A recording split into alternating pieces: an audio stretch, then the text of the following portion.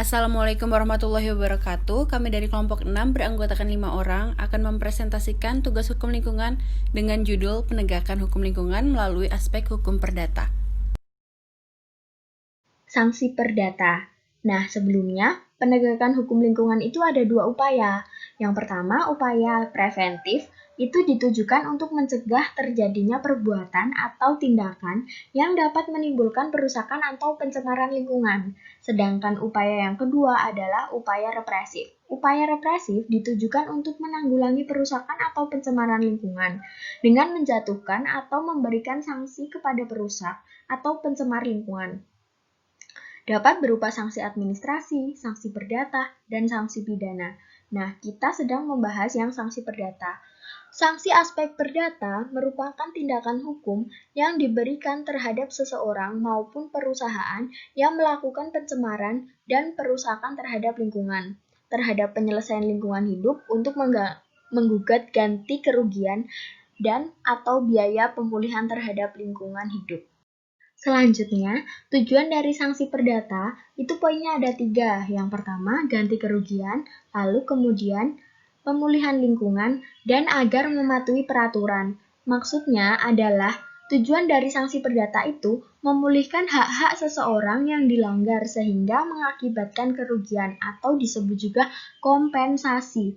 Mengembalikan keadaan seperti semula, seperti sebelum terjadinya kerugian atau pelanggaran, dan meminta atau menegur kepada orang yang melakukan pelanggaran tadi agar senantiasa mematuhi dan melaksanakan peraturan lingkungan hidup. Sengketa lingkungan hidup adalah perselisihan antara dua pihak atau lebih yang timbul dari kegiatan yang berpotensi dan atau telah berdampak pada lingkungan hidup. Upaya penyelesaian sengketa lingkungan hidup diatur di dalam Pasal 84 Undang-Undang Nomor 32 Tahun 2009 tentang Perlindungan dan Pengelolaan Lingkungan Hidup. Penyelesaian sengketa lingkungan hidup dapat ditempuh melalui litigasi atau pengadilan dan non-litigasi atau di luar pengadilan. Untuk dapat ditempuh melalui litigasi, maka perbuatan tersebut harus berupa perbuatan melawan hukum yang didasarkan pasal 1365 KUH Perdata. Upaya penyelesaian melalui litigasi dapat berupa tanggung jawab mutlak atau strict liability, gugatan masyarakat atau class action, gugatan organisasi lingkungan hidup atau legal standing berdasarkan KUH Perdata. Sementara itu, upaya penyelesaian sengketa melalui non-litigasi dapat berupa arbitrase, mediasi, negosiasi, konsoliasi, dan pencari fakta. Perbuatan melawan hukum didasarkan pada pasal 1365 KUH Perdata. Setiap perbuatan melanggar hukum berupa pencemaran dan atau kerusakan lingkungan hidup yang menimbulkan kerugian kepada orang lain atau lingkungan hidup akan mendapatkan sanksi berupa membayar ganti rugi, tindakan tertentu, pembayaran uang paksa setiap hari keterlambatan penyelesaian tindakan tertentu. Tujuannya yaitu untuk memasang atau memperbaiki iuran pengelolaan lingkungan, memulihkan fungsi lingkungan hidup, menghilangkan penyebab timbulnya pencemaran dan atau perusakan lingkungan hidup.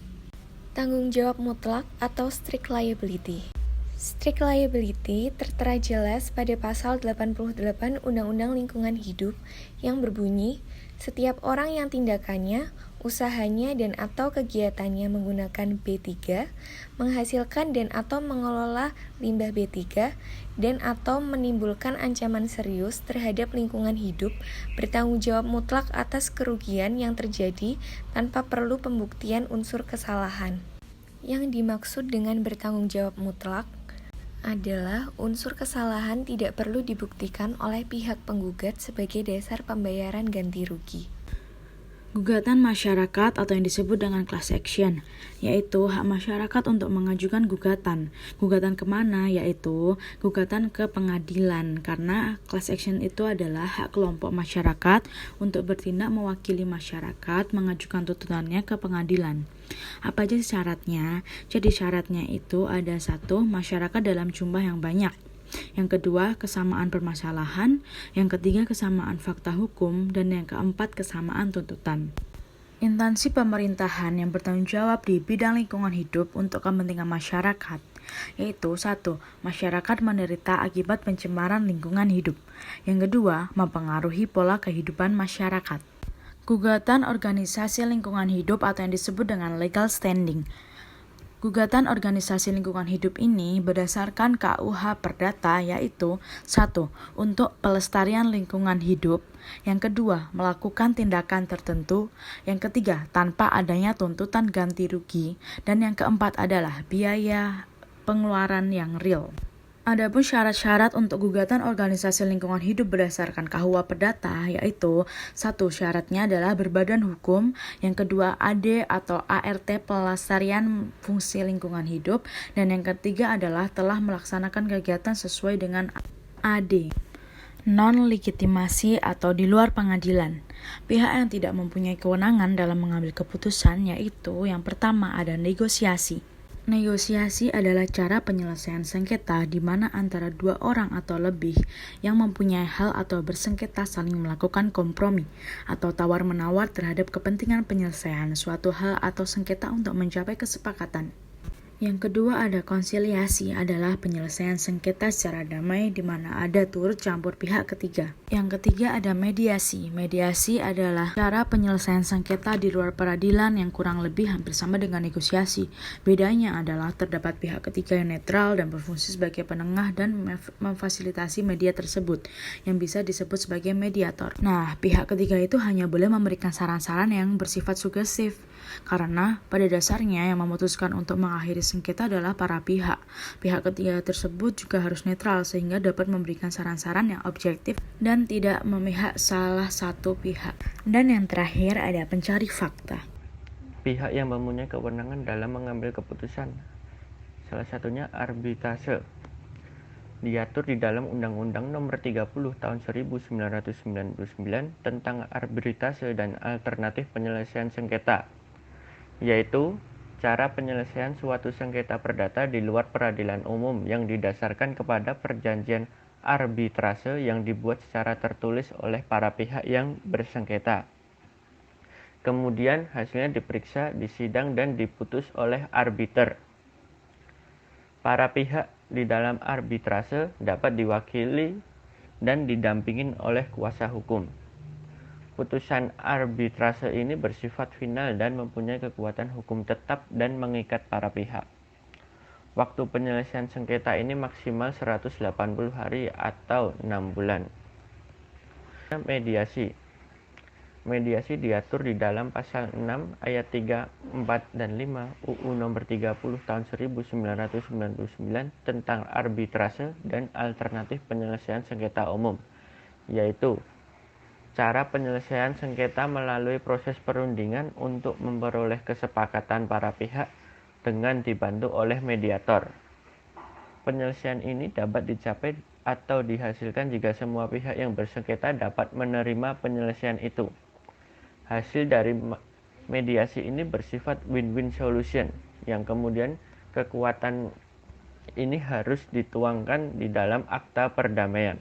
Kemudian ada negosiasi, yaitu cara untuk mencari penyelesaian masalah melalui musyawarah secara langsung antara pihak-pihak yang bersengketa yang hasilnya diterima oleh para pihak tersebut. Tujuannya untuk mencapai kesepakatan bersama atas dasar kerjasama yang lebih harmonis dan kreatif.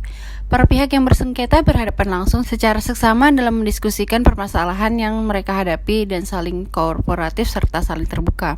Negosiasi ini bersifat informal, tidak terstruktur, dan waktunya tidak terbatas. Konsiliasi adalah penyelesaian sengketa kontrak pengadaan di luar pengadilan melalui proses perundingan kedua belah pihak untuk mencapai kesepakatan yang dibantu oleh konsiliator dengan memberikan pemecahan permasalahan kepada para pihak yang bersengketa. Lama proses penyelesaian sengketa selama 30 hari kerja.